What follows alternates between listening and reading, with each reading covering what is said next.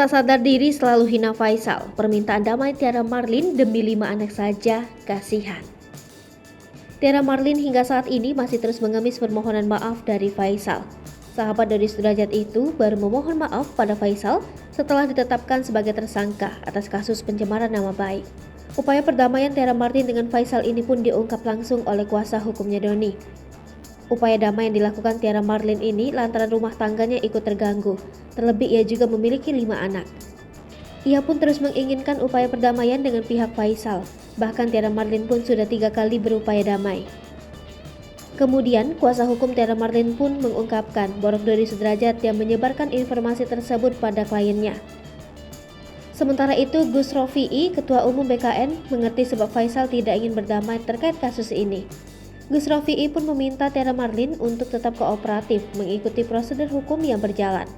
Kemudian ia berpikir jika yang dilakukan Faisal ini lantaran ingin mengetahui sumber utama Tiara Marlin dapat menjelek-jelekan keluarga ayah Bibi Andriansyah itu.